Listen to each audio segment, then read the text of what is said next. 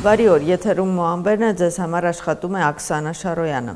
Այսօր եւ վաղը Բրյուսելում եւ Ստոկհոլմում տեղի կունենա Եվրամիության խորհրդի ոչ պաշտոնական նախարարական նիստ։ Եվրահանձնաժողովը բանավոր զեկույց կներկայացնի Վրաստանի, Ուկրաինայի եւ Մոլդովայի կողմից իրականացվող բարեփոխումների առաջընթացի վերաբերյալ։ Նախ բանավոր գնահատականը Բրյուսելում կներկայացվի Եվրամիության դեսպաններին, իսկ դրանից հետո վաղը Ստոկհոլմում Եվրոհանձնակատար Օլիվեր Վարհեյը եվրոպական գործերի նախարարների հետ միասին կքննարկի երեք երկրների ձեռք բերած առաջընթացը։ Թարմացված գնահատականը միջանկյալ վերանայում է մինչև այն եզրակացությունը, որը Եվրահանձնաժողովը կներկայացնի հոկտեմբերի երկրորդ կեսին։ Թբիլիսիում ակնկալիքների մասին են խոսում։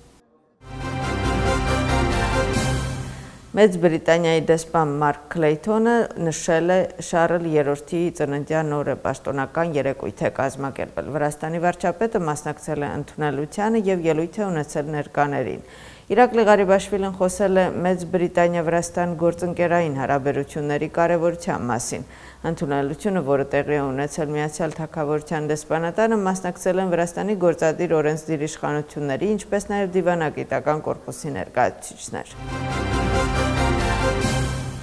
Ձերբակալություն Թբիլիսիում իրավապաշտպանները ձերբակալել են 8 անձի։ Տուժածներից մեկը, որտեղ ոստիկանական հատուկ միջոցառում է անցկացվել, Կոստավայի փողոցում գտնվող ակումբն է։ Այնտեղից ձերբակալվել է 3 հոգի։ Ներքին գործերի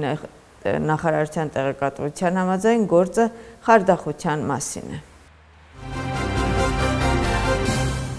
Ճիաթուրայի հանքափորի աշխատակիցները հայտարարում են, որ այսօրվանից հացադուլ են սկսելու խորհրդարանի դիմաց։ Հանրահավաքի մասնակիցներից մեկի խոսքով հացադուլն ու բողոքի ակցիաները կշարունակեն այնքան ժամանակ, մինչև իրենց պահանջները չկատարվեն։ Գործադուլը արդեն ընթանում է 15 օր։ Ճիաթուրայի հանքավայրի աշխատակիցները պահանջում են 20% աշխատավարձի բարձրացում եւ աշխատանքային պայմանների բարելավում։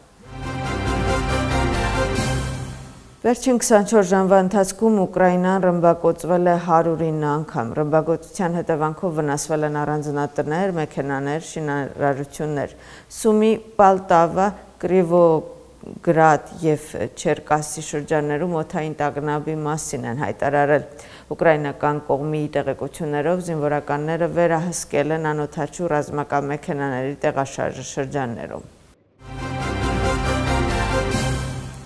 Վրաստանի երիտասարդական հավաքականը այսօր ժամը 20-ին Դինամո արենայում կմասնակցի Եվրոպայի առաջնության խմբային փուլի առաջնային հանդիպմանը Պորտուգալիայի դեմ։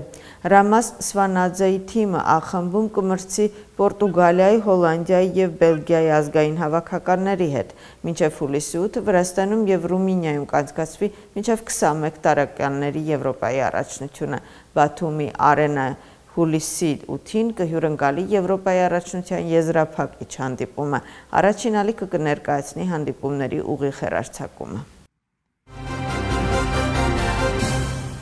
Վրաստանի ֆուտբոլի հավաքականը Գլազգոյում Եվրո 2024-ի ընտրական փուլի երրորդ։ Այս պահի համար այսքանն էր, Մոամբեն կվերադառնա ժամը 3-ին առայժմ։